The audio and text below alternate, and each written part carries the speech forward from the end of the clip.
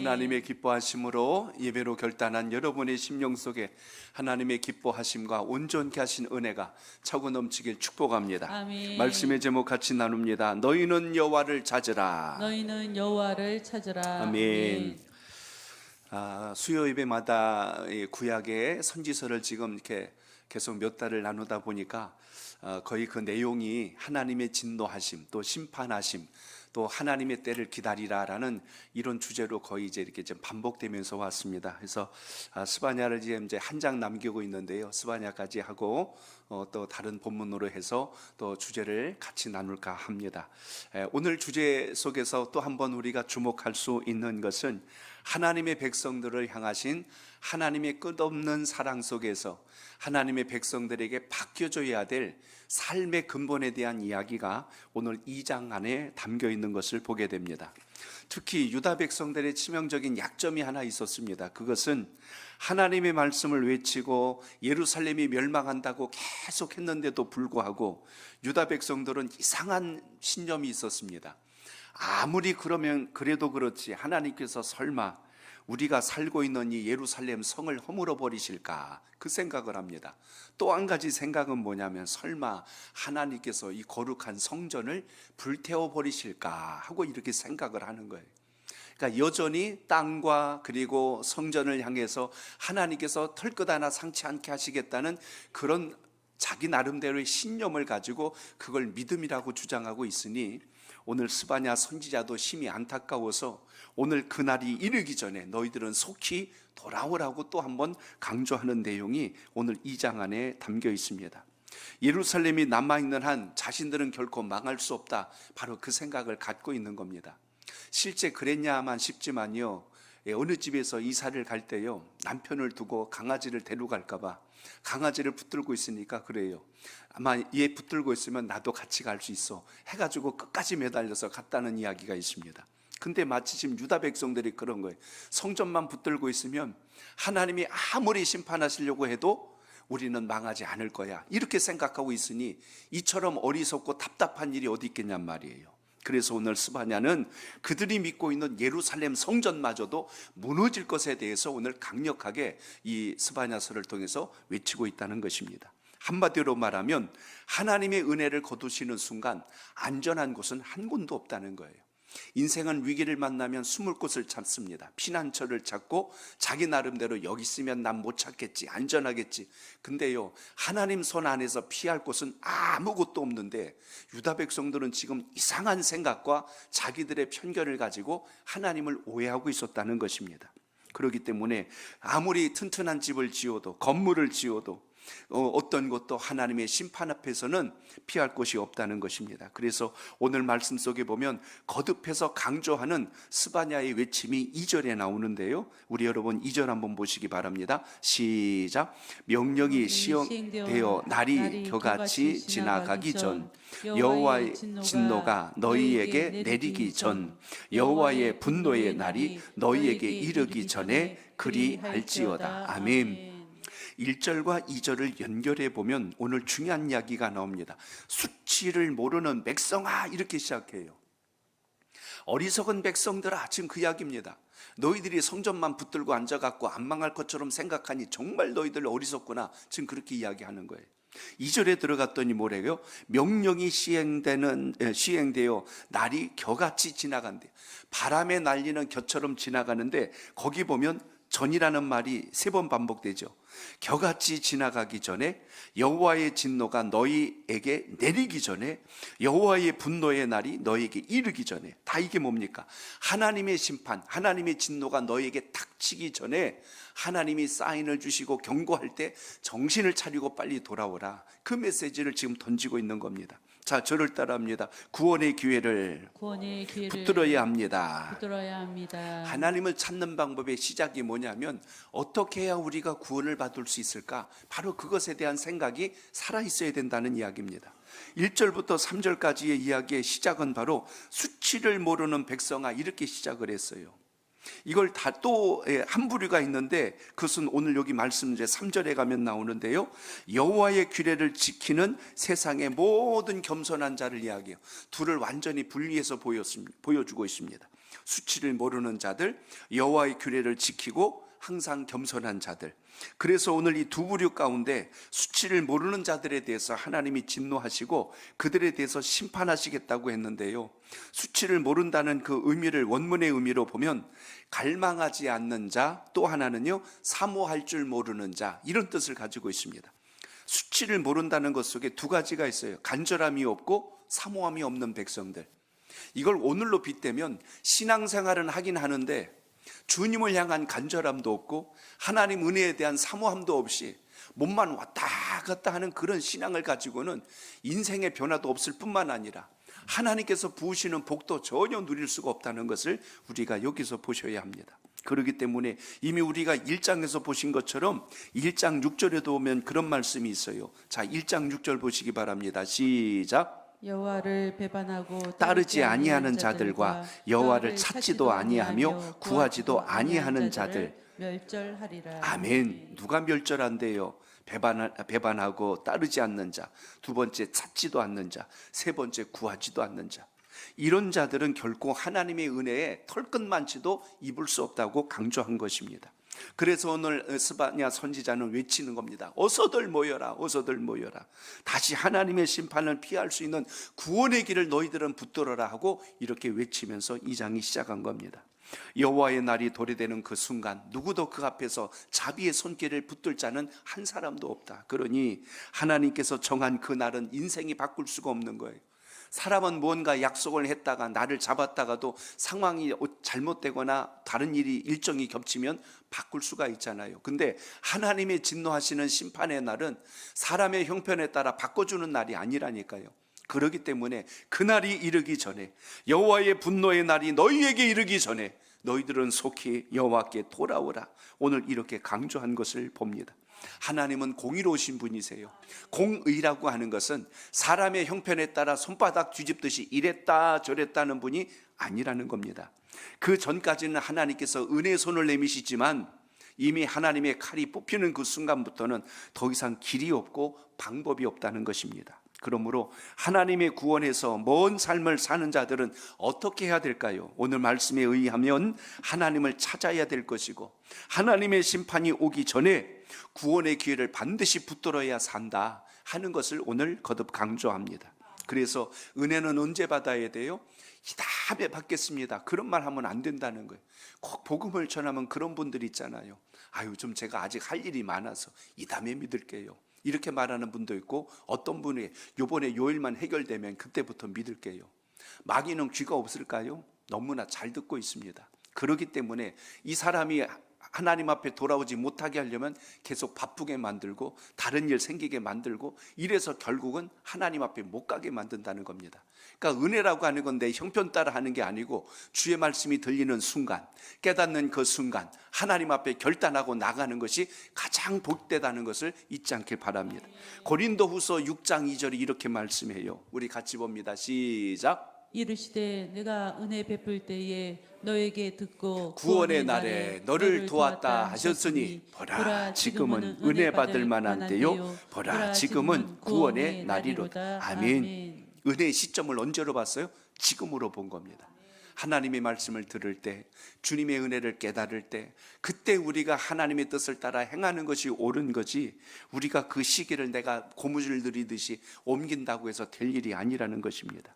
그래서 이사야서 55장 6절에도 동일한 말씀이 기록되어 있습니다. 시작. 너희는 여호와를 만날 만한 때에 찾으라. 가까이 계실 때에 그를 부르라. 아멘. 여기 보니까요, 가까이 계실 때에 그를 부르라.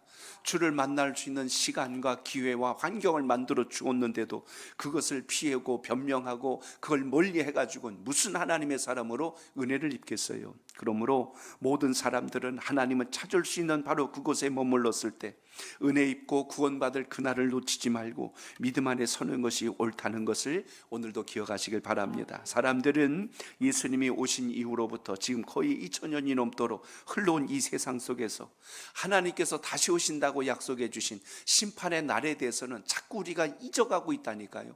내가 다시 오리라라고 했는데 아이 오긴 뭐가 와 이러면서 우리는 여전히 하나님 없는 것처럼 살아가는 우리들의 무딘 신앙의 모습들을 볼 때가 있습니다. 그렇기 때문에 오늘 성경에서 계속 이야기하는 건 일종의 경고입니다.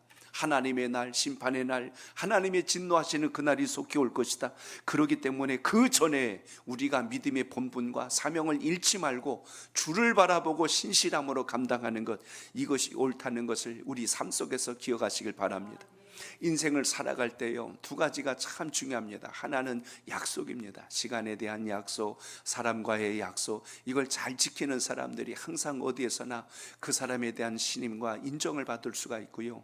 또 하나는 자기에게 주어진 일에 대한 성실함입니다. 오늘 여러분에게 맡겨준 주의 사명, 이걸 성실함으로 잘 감당하여서 하나님의 영광이 여러분 삶 속에 살아있기를 축복합니다. 아이들을 보더라도요, 이렇게 보면 안녕하세요 목사님 하고 이게 인사하고 가는 애는 머릿속에 오래 남아요. 한 번이라도 얼굴 더 본 친구들은 오래 남습니다. 그래서 보통 우리가 사회생활을 하거나 또 많은 사람들을 만날 때 잘해야 되는 것 중에 하나가 항상 인사성이 바르면 그만큼 그 사람의 성품과 인정함이 훨씬 더 플러스로 더해진다는 것을 기억하시길 바랍니다. 하나님 나라에서 나는 그럴까요? 오늘 주의 백성들이 하나님이 없는 것처럼 사는 것이 아니라 매일같이 하루하루 주님과 동행하면서 은혜를 입을 수 있다면 얼마나 귀하겠어요. 아침에 일어나서 주님 오늘도 새날을 주셔서 감사합니다. 하나님과 이렇게 대화를 하고요. 또 성경을 읽다가 주님 성경 말씀에 오늘 또 이런 말씀을 주셨네요 하고 또 그 말씀으로 도전받아서 주님과 또 마음으로 대화하고, 하루 일상생활 속에서 주님 지금 이렇게 좀 마음이 힘든데 어떻게 할까요? 주님과 또 상담도 하고, 또 하루 저녁에 모든 일과를 마치고 났을 땐 주님 오늘 하루도 또 이렇게 보냈네요 감사합니다 하고 이렇게 하루를 보낼 때 매 순간마다 주님의 은혜가 우리의 삶 속에 동행하고 있다는 걸 기억하며 감사의 신앙이 오늘도 살아있기를 바랍니다. 그러므로 오늘 주의 말씀에서 먼저 기억해야 될 것, 구원의 기회를 붙드는 신앙이 되시길 바랍니다. 왜냐하면 지금 유다 백성들을 한마디로 정의한 게 수치를 모르는 백성이라고 정의를 내렸어요. 어찌하여 너희들에겐 간절함도 없고 어찌하여 너희들에겐 그 사모하는 마음조차도 없단 말이냐. 오늘 이렇게 책망받은 것처럼 오늘 우리의 마음속에는 주님을 향한 한결같은 마음과 신실함을 가지고 주의 뜻을 붙들 수 있기를 바랍니다. 그래서 오늘 3절에 보면 이런 말씀도 나옵니다. 3절 보세요. 시작. 여호와의 규례를 지키는 세상의 모든 겸손한 자들아, 너희는 여호와를 찾으며 공의와 겸손을 구하라. 너희가 혹시 여호와의 분노의 날에 숨김을 얻으리라. 아멘. 저를 따라합니다. 공의와 겸손함을 구해야 합니다. 1절과 2절은 수치를 모르는 백성이라면 3절에 에서는 여호와의 규례를 지키는 자라고 오늘 이렇게 소개합니다. 그들을 한 번 더 설명한 것이 세상의 모든 겸손한 자들아라고 오늘 이렇게 지칭해 주고 있습니다. 그렇기 때문에 하나님의 규례와 율례와 법도를 따라가는 사람들이 하나님을 만나고 주님의 은혜 가운데 거한다고 한 것을 보면 오늘 우리의 마음속에 주님의 이 신실함을 잘 기억해서 믿음의 자리에 서시길 축복합니다. 하나님을 찾아야 될 이유에 대해서 우리는 이걸 뒤집어 놓고 보면 알 수가 있습니다. 하나님은 공의로우신 분이기 때문에 그렇습니다. 또 오늘 우리 하나님은 어떤 분이세요? 신실하신 분이에요. 하나님은 약속을 했다 깨시는 분이 아니라 우리와 약조를 맺으신 건 반드시 성취하시는 분이란 걸 잊지 말고 그 믿음 가운데 거하시길 바랍니다. 그래서 우리는 날마다 주님을 닮아가고 성화하고 거룩하여진다라는 것을 우리가 볼 수가 있습니다. 오늘날 교회는 잘못된 구원관에 대한 생각들을 갖는 분들이 있습니다. 구원의 확증을 받는 성도는 어떤 삶을 살더라도 결국 구원에 이르게 된다는 생각, 이게 과연 옳은가 한번 생각해 보세요. 나는 예수 믿었으니까 구원은 당연한 거야. 나는 세례 받았으니까 이제 구원은 당연한 거야. 근데 삶을 보니까 전혀 믿음의 삶을 살지 않아요. 하나님을 아는 것 같아요. 세례 받은 건 맞는 것 같아요. 교회 다니는 건 맞는 것 같은데 뭐가 문제냐면 몸은 다니는데 삶은 그런 삶이 아니라는 겁니다. 이게 어떻게 구원과 연관이 있겠어요? 그렇기 때문에 하나님 은혜를 입었다면 마땅히 우리의 삶 속에 변화와 회복의 역사가 따라가는 게 옳은 거지, 생각과 삶이 분리돼 버리고 나서는 온전한 믿음이 될 수가 없습니다. 유다 백성들이 지금 책망을 받는 이유가 여기에 있어요. 그들은 성전만 붙들고 앉아 있고 삶은 전혀 달라지려고 하지를 않는 거예요. 그러니까 하나님의 진노를 피할 수가 없지요. 그래서 오늘 성도된 자라면 마땅히 하나님 주신 은혜 안에서 믿음의 바른 길을 가기 위해서 늘 힘을 다하고 뜻을 정하는 역사가 있길 바랍니다. 사도 바울은요, 빌립보서 2장 12절에서 이렇게 고백했습니다. 우리 같이 읽어볼까요? 시작. 그러므로 나의 사랑하는 자들아, 너희가 나 있을 때뿐 아니라 더욱 지금 나 없을 때에도 항상 복종하여 두렵고 떨림으로 너희 구원을 이루라. 아멘. 볼 때는 잘하는 것 같은데 안 볼 때는 엉망이다. 이건 경건도 아니고 믿음도 아니라는 이야기예요. 진짜 믿는다는 건 하나님과의 관계성 속에 있기 때문에 매 순간마다 주님을 붙드는 힘이 흔들리지 않아야 된다는 것이죠. 에베소서 4장 15절도 보시기 바랍니다. 거기 이런 말씀이 있습니다. 시작. 오직 사랑 안에서 참된 것을 하여 범사에 그에게까지 잘할지라. 그는 머리니 곧 그리스도라. 아멘. 우리 신앙이 어떻게 해요? 잘한다는 표현을 씁니다. 성숙해야 되고 성장해야 되고, 하나님 보실 때 날마다 믿음의 뿌리가 잘 내려져서 어떤 세파에 의해서도 흔들리거나 뽑혀나가지 않는, 그래서 신앙이란 건 시련을 겪어보면 그 사람의 신앙의 근본이 다 노출되게 되어 있습니다. 그렇기 때문에 오늘 이 말씀을 다시 한 번 더 상기하면서 하나님께서 부르시는 마지막 순간까지 한결같은 믿음과 순전한 은혜를 힘입어서 아버지의 영광을 이룰 수 있는 우리 모두의 신앙과 결단이 있기를 바랍니다. 그렇기 때문에 성도들이 하나님을 찾아야 될 이유에 대해서 오늘 2장 안에서 우리가 그 몇 가지 답을 찾아봅니다. 그 중에 첫째 이유는 뭐냐면, 하나님을 찾아야만이 하나님이 어떤 분인지 알죠. 한번 따라합니다. 하나님을 알기 위해서입니다. 참된 믿음의 삶은 하나님이 어떤 분인지 알아요. 아, 하나님이 이런 분이시구나. 친구를 만나도 그렇잖아요. 친구들도 보면 다 만나는 교제하는 보면 성격도 다르고 생각도 다르고 환경도 다르니까 사람에 따라 대화하는 방법이 달라요. 그래서 그런 걸 통해서 서로 친밀감을 높여가는 이 방법과 길이 다르다는 이야기입니다. 그렇게 본다면 하나님을 우리가 알지도 못하면서 자기 생각 가지고 주님은 이럴 거야, 이건 아니죠. 내 생각을 고집하면서 그게 주님의 뜻이라고 우긴다면 이건 전혀 주님의 마음과 맞지 않는 겁니다. 유다 백성들이 생각했던 것처럼 하나님은 결코 유다를 버리지 않을 거야. 그 이야기를 거짓 선지자들도 그랬고 당시의 관리들도 똑같이 그랬어요. 하나님은 이 땅을 지켜주실 거야 하고 막연한 기대에 섞인 말들로 남발을 하게 되니까 삶은 엉망인데 생각만 하나님 은혜를 기대하고 앉아 있어요. 하나님을 모르는 겁니다. 하나님에 대한 바른 지식이 없으면 자기 생각을 가지고 하나님의 뜻이라고 우긴다는 것입니다. 요한복음 17장 3절을 보세요. 거기 이런 말씀이 나옵니다. 시작. 영생은 곧 유일하신 참 하나님과 그가 보내신 자 예수 그리스도를 아는 것이니이다. 아멘. 참 하나님과 그리고 이 땅에 보냄을 받은 예수 그리스도를 아는 것, 그것을 바로 알지 못하기 때문에 자기 생각대로 신앙한다는 이야기입니다. 그래서 구원과 믿음은 우리의 신앙에서 가장 기초적인 것이기도 하지만, 어제 우리 베델반에서도 믿음에 대한 이야기를 나눴죠. 그래서 믿음은 세 가지 요소를 충족해야 진짜 믿음이다. 그 중에 첫째가 지식입니다. 그래서 노티티아라는 말을 했어요. 지식이 있지 않고서 어떻게 우리가 주님을 알 수 있느냐, 지식이 없이 어떻게 우리가 믿는다고 말할 수 있겠느냐. 그리고 그것에 대해서 이제 어떻게 돼요? 지식으로 남으면 안 되고 그걸 우리가 받아들여야죠. 그래서 그것을 신학적으로 이제 승인한다 그랬습니다.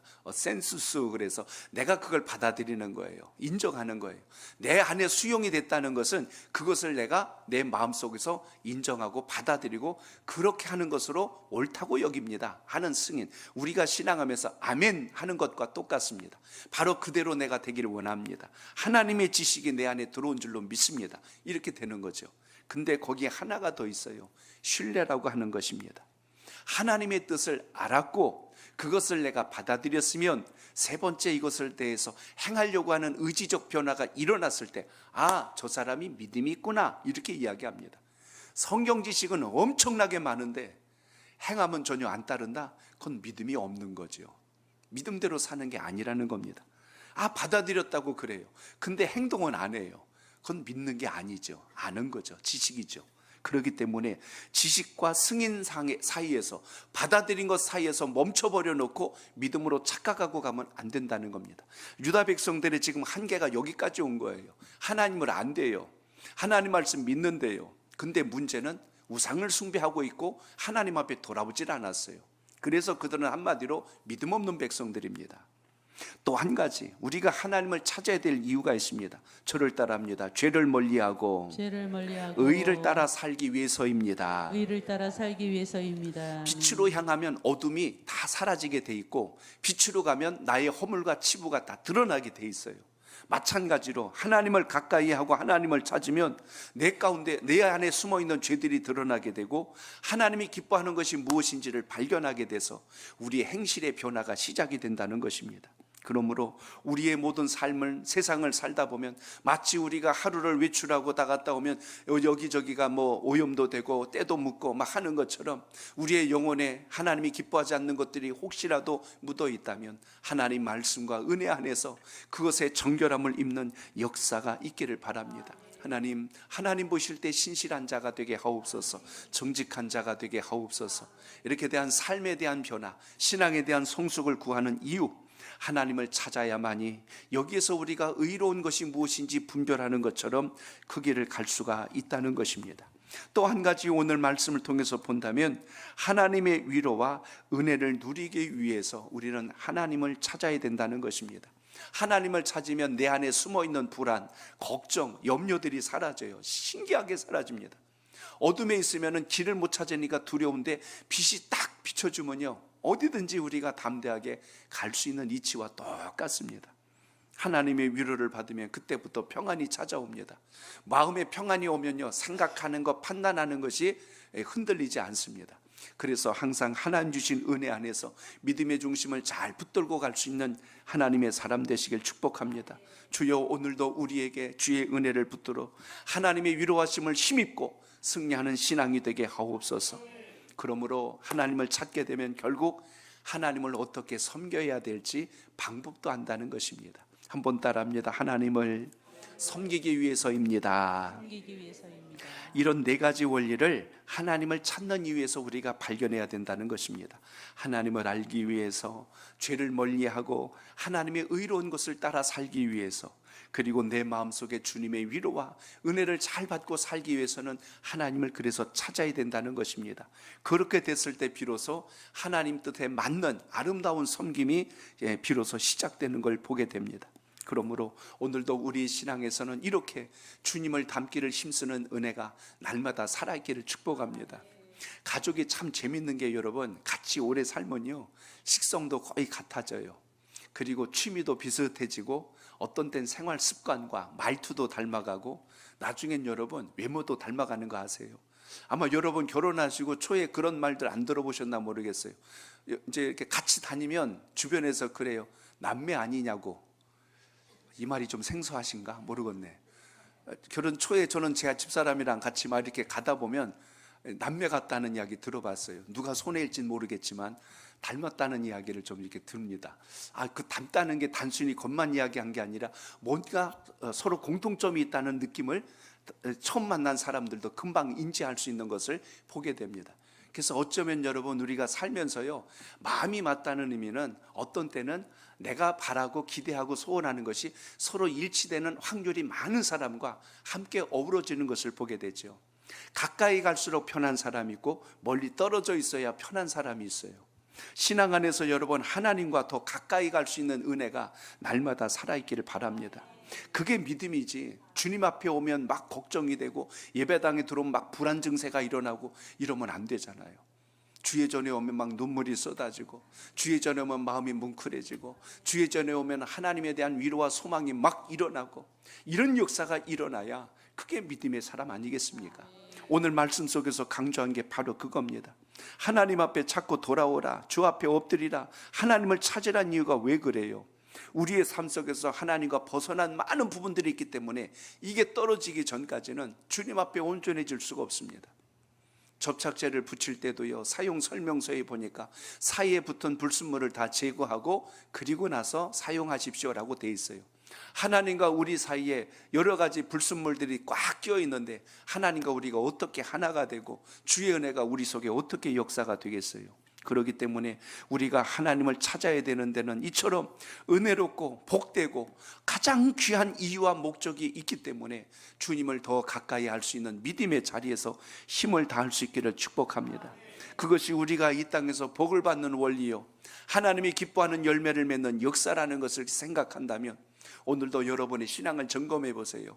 생각과 그리고 내 마음속에 영접하는 것과 내 삶, 이 세 가지가 지금 하나가 되어서 움직이고 있는가? 하나님에 대한 지식도 없고 믿지도 않는데 열심만 내보세요. 엉뚱한 짓거리 합니다.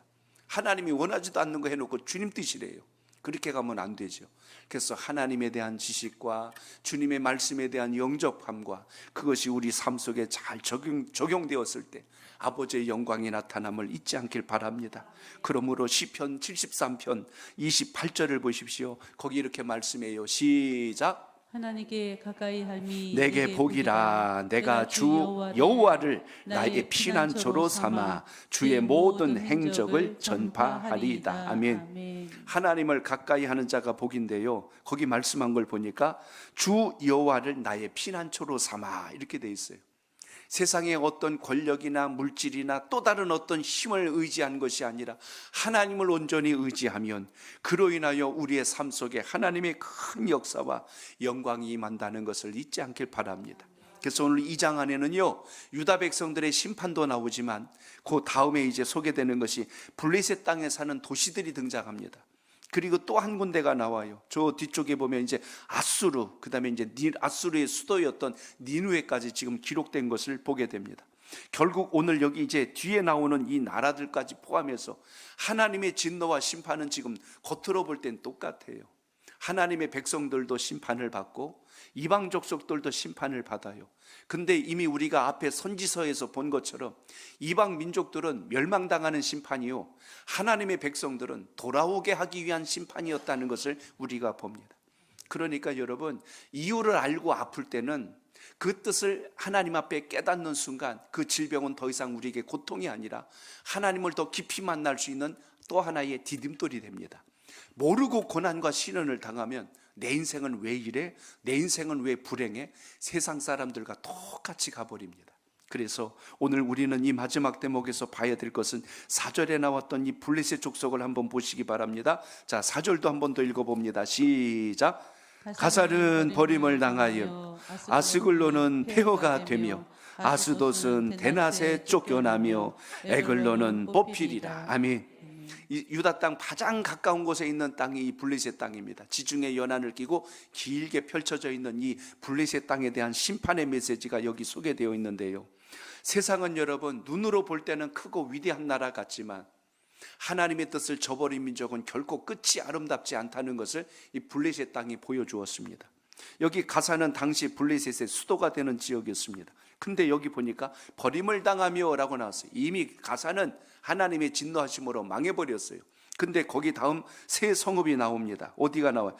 아스글론이 있고 아스돗이 있고 에그론, 바로 이 지역들을 또 이야기하는데 모두가 하나같이 블레셋 지역의 큰 도시들입니다. 막강한 힘과 군사력과 경제력을 과시하면서 주변 나라들을 위협했던 게 이 블레셋 지역 사람들인데, 오늘 여기 보면 이 성읍들이 모두 진멸당한대요. 망하는 모습을 뭐라고 표현했어요? 버림을 당하고 폐허가 되고 대낮에 쫓겨나가고 하나는 뽑혀버리고 하나님의 진노하심이 당하니까요, 이렇게 작살이 나버립니다. 자, 그런데 오늘 이 네 성읍의 표현들을 보면 그 성읍의 이름들은 참 아주 거창합니다. 대단해요.